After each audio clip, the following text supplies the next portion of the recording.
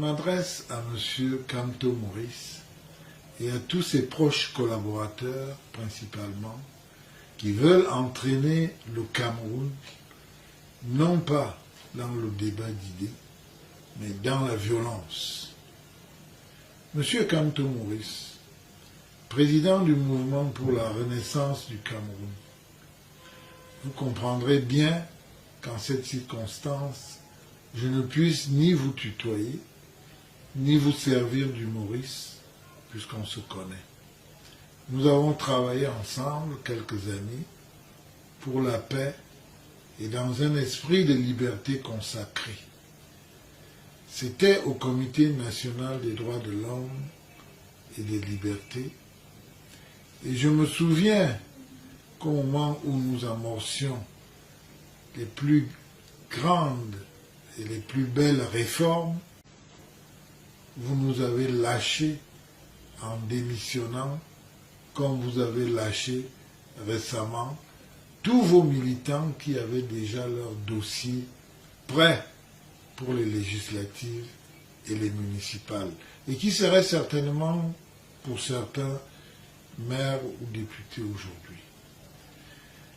J'étais alors vice-président de ce comité.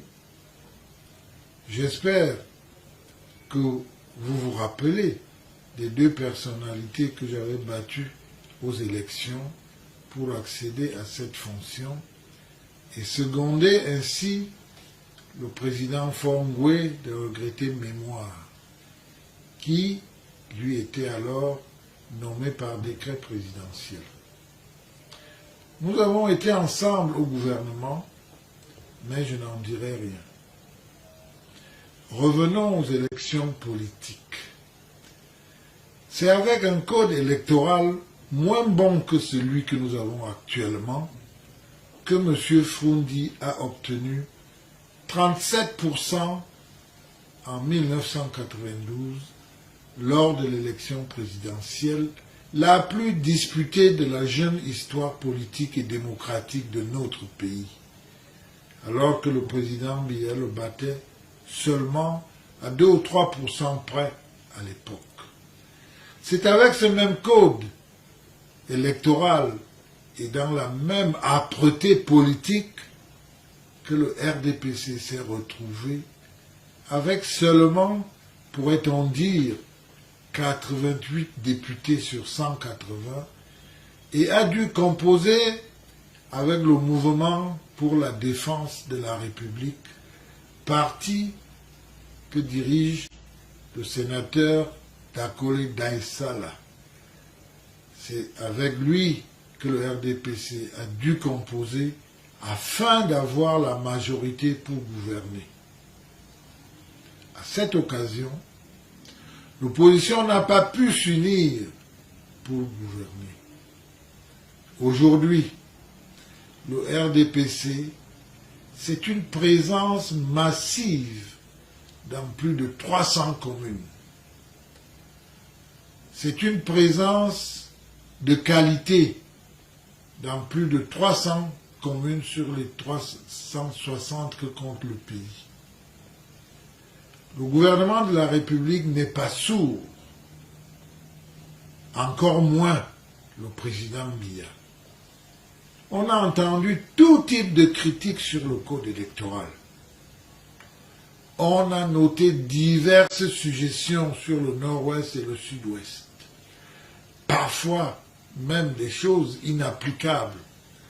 Parfois, certaines relevant de la prestidigitation, car on n'appuie pas sur un bouton magique pour mettre fin à une guerre.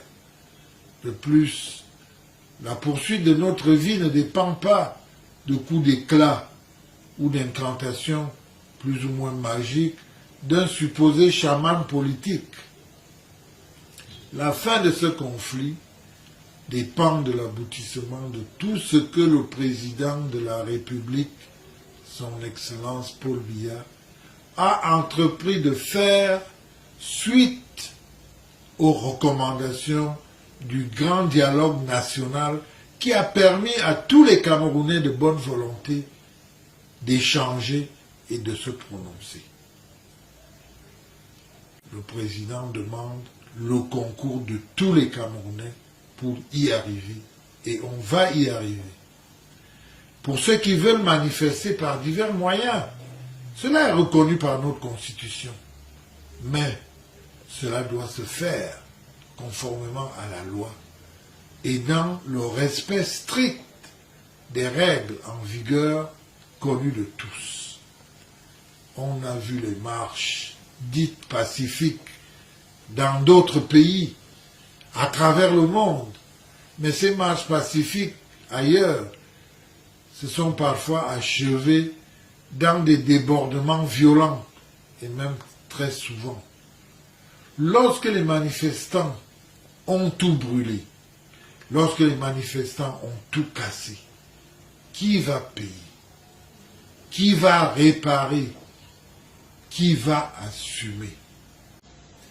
Nous souhaitons militer pour une démocratie de construction et de responsabilité, et non pour une anarchie destructrice des acquis perfectibles aujourd'hui. Mobilisons-nous tous. Mobilisons-nous pour construire notre pays. Monsieur Kamto Maurice, mesdames et messieurs les collaborateurs de Kamto Maurice, mesdames et messieurs tous les Camerounais de bonne volonté, mobilisons-nous pour construire notre pays dans l'ordre et la discipline.